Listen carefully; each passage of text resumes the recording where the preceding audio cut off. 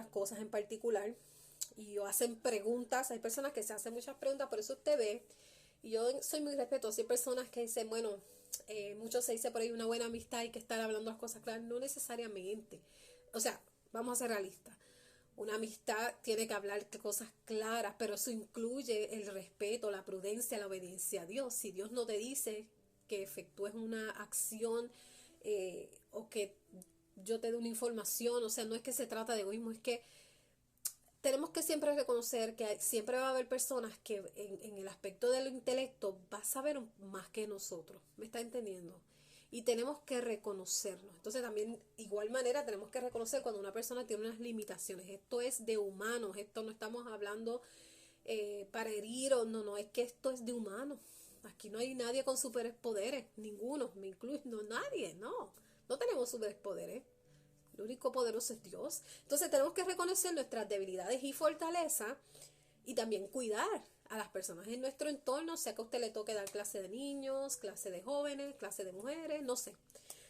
Pero estas cosas estamos compartiendo porque hay personas que también se hacen preguntas y esto que no contesta la Biblia y esto es muy peligroso, hay que tener cuidado y más con el Google, tenga cuidado, ¿ok? Todo lo que se busca en Google, tiene que usted asegurarse que esté fomentado con la Biblia, no con pensamientos de hombres o doctrinas de hombres. Puede ser un complemento, pero no se base en eso. Amén.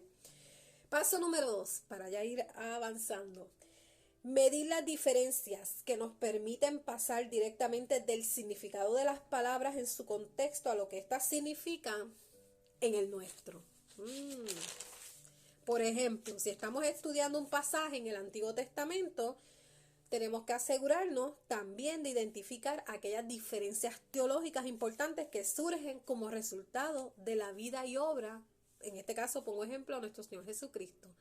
La profecía mesiánica en el Antiguo Testamento versus Nuevo Testamento, el cumplimiento de la profecía. Entonces, estamos viendo aplicarlo al hoy, la importancia. Por eso hay personas que son bien legalistas y se van a lo que dice el Antiguo Testamento y no es que es la palabra de Dios, pero tenemos que, es un complemento, no podemos leer el Antiguo Testamento sin el Nuevo, ni el Nuevo sin el Antiguo, estamos entendiendo. Y el Nuevo Testamento cita al Antiguo Testamento, por eso es que recomendamos que si usted nunca ha leído la Biblia y la va a comenzar a leer, pues comienza a leerla desde el Nuevo Testamento. Y estas cosas nos han enseñado y damos por gracia lo que por gracia hemos recibido. Otro ejemplo más específico en Josué capítulo 1 del 1 al 9, y no lo voy a leer solo para referencia, Josué 1, 1, 9, pero ahí usted va a ver el pueblo de Israel que se estaba preparando para entrar a donde, a la tierra prometida. Entonces Moisés, ¿qué pasó? Muere y se le nombra a Josué que ocupe su lugar. Pero entonces en ese pasaje usted va a ver que Dios le habla a Josué para animarlo, para que sea fuerte y valiente, ¿verdad? Esfuérzate y sé valiente, fiel en la conquista de la tierra. Estamos viendo, entonces cuando lo traemos a nosotros, pues nos está hablando nuevamente, pero no es que nosotros vamos a conquistar a Israel.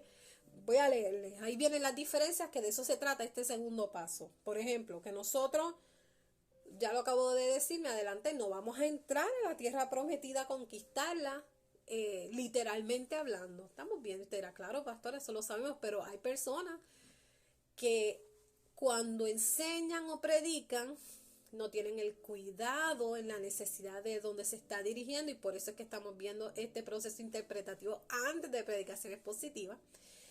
Entonces hay personas que se confunden y se van o más confundidas, o personas que apenas están conociendo al Señor o no conocen. Entonces tenemos que tener mucho cuidado y conocer también el entorno y ser prudentes. Amén. Número 2, pues que no somos los nuevos dirigentes de la nación de Israel. Estamos viendo, ¿verdad?, con el ejemplo de Josué 1:1-9, que aunque no lo leí, les compartí de qué trata y muchos de ustedes pues también saben. Y número 3, pues que tampoco estamos bajo el antiguo pacto. Y estas son las diferencias que cuando lo traemos al hoy, de eso se trata el paso número 2. Amén.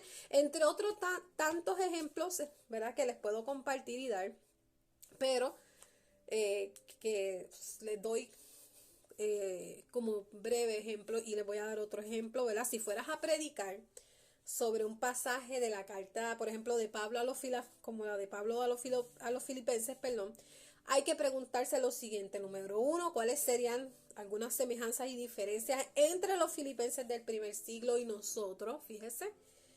Semejanzas y diferencias en la cultura, en el idioma, la situación política y religiosa, lo sigo mencionando, incluyendo hasta el área tecnológica, entre otras. Yo siempre digo que en el caso, cuando yo voy a aplicar esto, el proceso interpretativo, por ejemplo, en David con Goliat, Antiguo Testamento, él usa, ¿verdad? Describe que él lanzó, ¿verdad? Y lo estoy parafraseando. Pero yo digo que eso que usó David en ese entonces, eso fue tecnología avanzada, comparando con hoy, en la manera que él le dio, donde le dio y tumbó y derrumbó el gigante, eso es tecnología avanzada. Entonces estamos ahí aplicando. ¿Está viendo? A lo que se refiere este paso número 2. Paso número 3.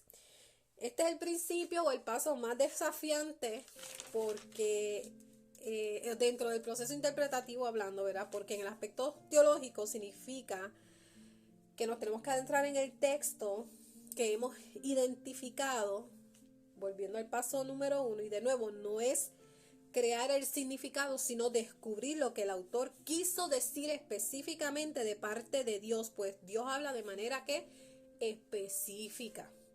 Y ejemplo de esto puede ser una tan difícil como por ejemplo el tema del perdón, de perdonar, hasta un tema tan sencillo como el de la oración. Y usted dirá, el tema del perdón, pues sí, porque es muy amplio en la palabra de Dios. Si usted busca desde el Antiguo Testamento hasta el Nuevo. Y el de la oración, pues es un poquito menos complicado, pero lo pongo como ejemplo. En el Nuevo Testamento, por ejemplo, vamos a encontrar que incluye muchos mandatos, muchas leyes, muchas instrucciones, muchos preceptos, prohibiciones, muchos principios, etcétera, que la iglesia necesita llevar a cabo. Entonces, son funciones eternas, o sea, que nunca cambian. Y por eso, cuando lo traemos al hoy, tenemos que fomentar lo que ahí nos está diciendo. Estamos viendo, por eso decimos que es ese paso el más desafiante, ese paso número 3.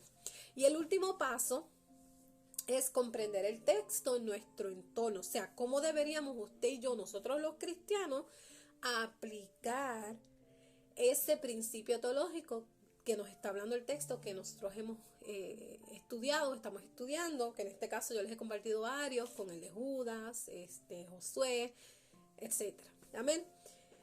Bien importante. Así que en resumen, ¿qué podemos decir? Pues paso número 1 es comprender el texto. ¿Qué significa en ese entonces? Ese es el paso número 1. Amén. Paso número 2, y estoy haciendo un resumen, es ver las diferencias entre ayer y hoy con nosotros. Paso número 3 es este principio donde se nos conecta con el texto, de qué trata y por qué. Y paso número 4 es comprender el texto hoy nosotros y cómo aplicarlo siempre. Amén. Así que básicamente de eso es lo que trata esta clase, y yo no voy a adentrarme en más profundidad sobre esta clase porque es mucho más práctica, y en la asignación es donde entonces vamos a aplicar lo aprendido en el pasado para poder ver el nivel de proceso interpretativo en el que usted se encuentra en este momento. No para yo juzgar, no para señalar, simplemente para que podamos entonces saber usted y yo dónde estamos, porque me incluyo. Entonces aquí viene la asignación. ¿De qué trata? Pues usted va a escoger un libro corto y léalo. Si usted tiene alguna duda de cuál libro escoger, me pregunta. Yo le puedo sugerir. Vamos a orar y le sugerimos. Pero sé que Dios le va a mostrar. Usted ore y pídale al Señor, pídale al Espíritu Santo que le ayude, y le va a mostrar el libro indicado para que usted haga el estudio y la aplicación. Amén. Y luego que usted escoja el libro corto, usted lo va a leer. Tómese el tiempo que sea necesario, sin apuro. Y entonces, cuantas veces haya tenido que leerlo, que sé que va a tener que ser más de una sola vez, porque de una, créame, que no importa cuántas veces leamos la Biblia, siempre nos va a hablar. Y siempre vamos a estar leyéndolo una y otra vez. Por eso les decía, una de las claves es leer y volver a leer. Releer y volver a leer, y sigue el ciclo. Amén. Una vez escoge el libro, que esta es la primera parte de la asignación y vamos a aplicar todas las cosas aprendidas. Por eso no voy a proceso interpretativo, la clase no va a ser tanto detalles. Recordemos que vamos a lo más básico. Pues una vez usted escoge el libro corto, va a escribir nombre del libro, de qué trata, cuál es el tema, quién es el autor. Yo esto se lo voy a enviar, pero para que vaya teniendo una idea. Cómo se distingue ese libro que escogió, el carácter, ¿verdad?, de ese libro, lo que se distingue, para qué fue escrito, dónde fue escrito, cuál era el contexto histórico, social y religioso de la época, brevemente, y se aplica. Y que también pues haga una lista de las semejanzas y diferencias de la época y hoy para aplicarlo, si es que aplica, a usted hoy. Amén. Entonces todo esto usted va a aplicar los pasos que ya compartimos para poder ver el proceso interpretativo en el que usted está.